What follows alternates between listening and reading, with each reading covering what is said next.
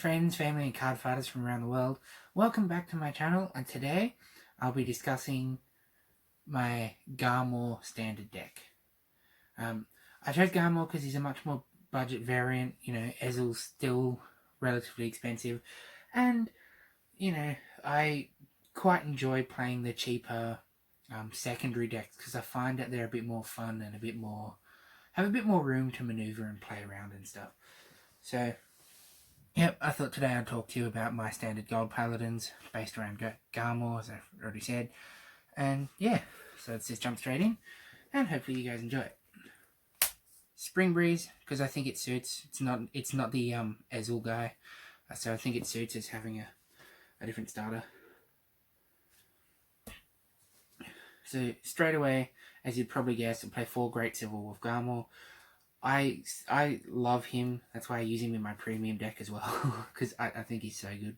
The artwork's nice, the skill's pretty good as well.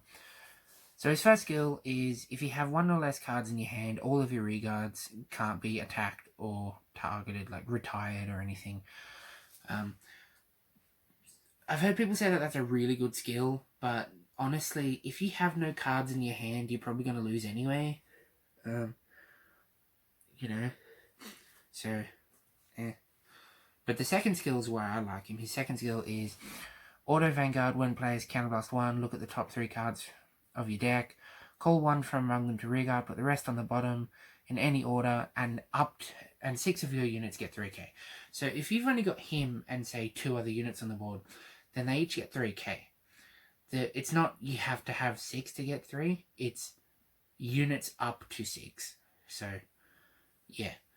So the fact that, he calls something, he gets a chain started, he gives units power that are on the board, he's pretty good. I really enjoy having him as a main, especially in a secondary version of Gold Paladin where you're not focusing on Ezel like pretty much everyone does, or aggro main for that matter. As a backup, everyone might already have an idea of what they think I'd be playing, but I'm not actually playing. I'm playing this guy. Full Cavalier Dragon. His skill is Act, Vanguard, Reguard once per turn, Subblast 1, look at the top card, call it to Reguard, and one of your Vanguard gets 5k. So, the reason I play him over, I think it's Sagramore or something, I think it is because part of the reason behind this is it's a cheaper, more budget version, and Sagramore's still, Sagramore's in some places still more expensive than Garmore. But so this is good. You still get the top call. You give power to your Vanguard, which is like a good thing in this deck because your Vanguard doesn't really get a lot of power. So, and it's a Vanguard Rearguard skill, so you can use it on both circles, call another unit, that sort of thing. So I think it's a good backup. You still get that call off, and yeah. So 4 of those, I think that's a good backup for it. Under grade 2s, around 4 copies of Lock Ear Shooter. I think having the ability to, with his skill, call a 14k from hand at the end of a Vanguard swing is awesome. So for those of you who are unaware, his skill is from hand.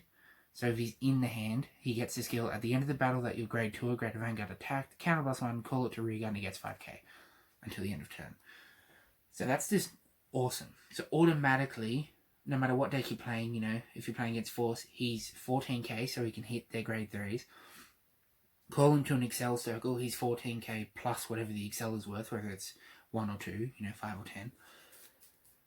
I really enjoy having him because I feel like that he just allows you to get that extra swing, as the battle's going. So I think 4 of that is really nice. And next I run 4 copies of Knight of Phosphorusference. Yeah, I mispronounced that, my bad guys. So his skill is continuous.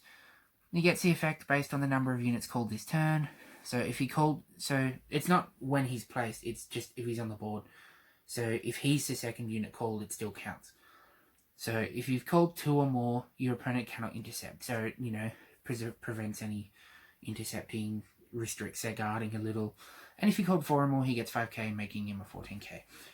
I like him because if you do have an all-out turn, he's another 14k swinger. But mainly I like having him on the board because you're almost always going to call 2 or more in a turn, which means when your opponent's defending, that extra couple of units in the front row, which could potentially save a damage or even save the game, depending what they have, is nothing anymore. So if you're playing against Dyliner, for example, they can't intercept with their grade 3 front row anymore. And so forth. So yeah, I think 4 of that is good. You can hit some power, you can stop them from intercepting, so yeah. Then I run 3 copies of All Out Knight Athels, yeah. So his skill is when he's placed, he can discard a card from hand, look at the top 3, call 1 with grade less than or equal to your Vanguard or Rearguard, and put the rest of them on the bottom of your deck. So basically, once you're on Garmore, you can just call whatever it is you want from the top 3. You're not restricted by a grade or anything because you're not playing grade 4s. And you know, he's another way to chain it. He does cost a discard, but again, in this particular build, all of the cards that you want that might, you know, call for a counterblast or a soul blast that are like grade 2s and stuff are, you know, all like triple rares and stuff. But I think he's pretty good because, again, he checks the top 3, which gives you a bit more option, and it's less RNG than just calling the top card of the deck, hoping it's good. On a grade 1s, I play 3 copies of Knight of Elegance Skills Gareth. Everyone knows what he does. When he's placed by an ability, whether it's from hand or deck or whatever, counterblast 1 gives him 10. He gets 10k. So if you can get that off, he's an 18k grade 1 for that turn. So yeah, 3's good. You know, good number. There are 3 copies of Evil Slaying Swordsman Huagun. I think that's how you say it. So his skill, Vanguard Rearguard. When your Vanguard's attack hits, look at the top card of your deck. Call it. You may call a card with grade less than or equal to your Vanguard from among them to one of your other Rearguard circles, so not the one that he's on. And then if you call the unit, you can retire him. So basically, you know, if he's on Vanguard, for example, and you hit and you get a grade 1, you can call it and he's fine. If he's on Rearguard, then, you know, when your Vanguard hits, if you're a grade 2 and it's a grade 3, you don't call it, he stays. But if you call something when he's on Rearguard, he retires himself. So it's nice to get that extra reward for hitting your opponent and putting that extra pressure on of not only will I do a damage, but I get to call more units. But, you know, he is limited in that you can't just like abuse him by just throwing a lot of him down and having him go turn after turn after turn. So I think 3 is good there. Then I run 4 copies of Dindrain. Listener Tooth Dindrain.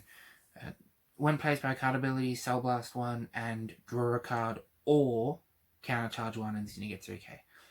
So I like the fact that it has a choice, you know, if you have a couple face up damage and you're happy with that, you can, you know, make your hand a bit bigger, or if you need that damage, you can countercharge. Or if you just want her to get that extra 3k to push that limit, you just countercharge and give her 3k. So I think 4 is good because she is your resource engine. So you really want to have 4 of this because you want to see it, you know, a couple times a game at least. So 4 of. Next, I run 4 copies of the grade 1 Perfect Guard. This is the Vanguard when placed, draw a card and discard a card one, as opposed to the other one. Again, this is the budget version. So these are, you know, I'm not trying to build a top of the line competitive, have everything that you'd want, all the triples, all the doubles, VRs, etc. So in a budget version, this is the one you want because it's really cheap, it's easy to get, you know, so 4 of these. If you want to splash a little extra money, then of course go for the draw nulls. But yeah. Under triggers, I run 4 Flame of Victory crits, because crits win games. 4 down to go, front triggers, sorry. I found front triggers at more than... I found if you put 8 front triggers in this deck, it doesn't work as well because of the fact that you're trying to get stuff going for after your Vanguard swings. You know, if Huagon goes off, you call something, he doesn't get the 10k. Lop here won't get the 10k when you call him, and so forth. So running 8 front triggers isn't as good, I want to say. So just 4 for that extra little bit of buff. Then 4 draw triggers, because drawing is nice. You know, I like having draw triggers. I like having cards in my hand, so drawing. And then, of course, 4 heals. So I run the rainbow triggers for this deck, which works pretty well. I have a lot of fun with it. Yeah, so I think rainbow triggers works well. So that's the deck. As far as Excel goes, you know, with what it is, again, as everyone knows, you have the 2 options. I try to, between the draw triggers and Din Drain, you should be drawing enough that Excel 1 works really well. But again, you can use Excel 2 if you want. I try to go for Excel 1 because the deck itself doesn't generate a lot of power the way some other decks do. So, for example, Heroes and Nova Grappler work really well with Excel 2 because a lot of the units you're calling to Excel get that extra power, get that extra like 10k, 15k by themselves. So I think in this deck, Excel 1 is probably a little bit better just for that extra power to make things a bit more dangerous. So yeah, I prefer Excel 1 for this build, but you know, that's me.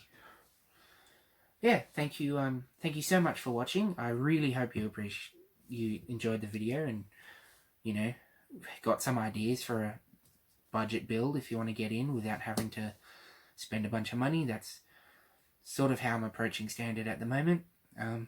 And I will be seeing you next time.